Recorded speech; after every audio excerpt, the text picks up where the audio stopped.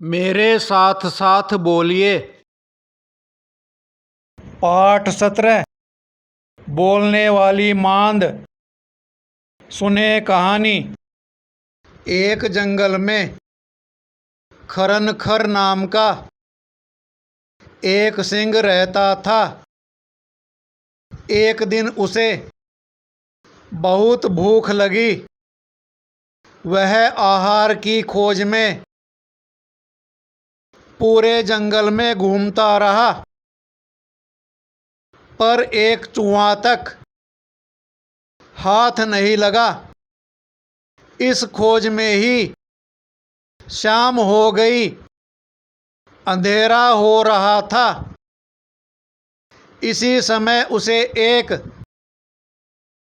मांद दिखाई दी। रात काटने के लिए वह उसी में घुस गया।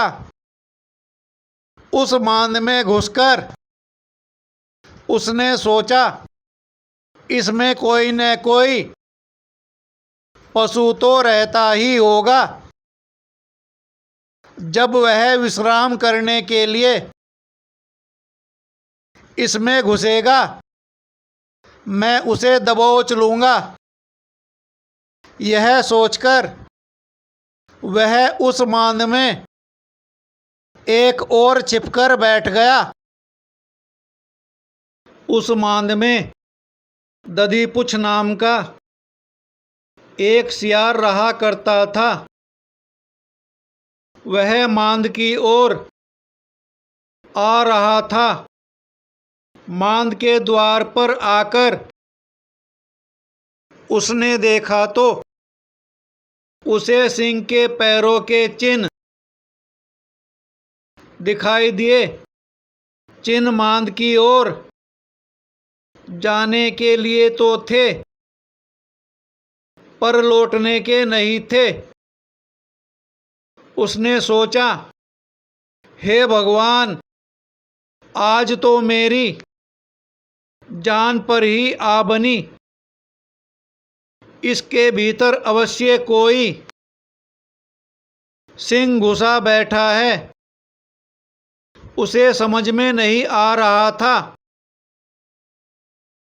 कि वह क्या करे। वह पता करना चाहता था कि सिंह इस समय भी मांद के भीतर ही है या बाहर निकल गया है। सोचने से क्या नहीं हो सकता। सोचते सोचते उसे एक उपाय सूझ ही गया। मांद के द्वार पर जाकर उसने पुकारा, ए मेरी मांद, ए मेरी मांद। पुकारकर वह चुप हो गया। कुछ देर बाद उसने कहा, अरे तुझे हो क्या गया है? आज बोलती क्यों नहीं? पहले तो जब मैं तुझे पुकारता था तू झट बोल पड़ती थी। क्या तू यह भूल गई कि मैंने तुझसे कहा था कि मैं जब भी बाहर से आऊंगा तब तुझे पुकारूंगा, और जब तू उत्तर देगी उसके बाद ही मैं मांद के भीतर आऊंगा। यदि तूने इस बार भी उत्तर न दिया तो मैं तुझे छोड़कर किसी दूसरी मांद में चला जाऊंगा। अब सिंह को विश्वास हो गया कि सियार के पुकारने पर यह मांद सचमुच उत्तर दिया करती है। उसने सोचा, आज मैं आ गया हूं, इसलिए डर के मारे इसके मुंह से ध्वनि नहीं निकल रही है। उसने सोचा, यह मांद नहीं बोलती है तो कोई बात नहीं, इसके स्थान पर मैं ही उत्तर दे देता हूँ। यदि चुप रहा तो हाथ आया शिकार भी चला जाएगा। यह सोचकर सिंह ने उसका उत्तर दे दिया।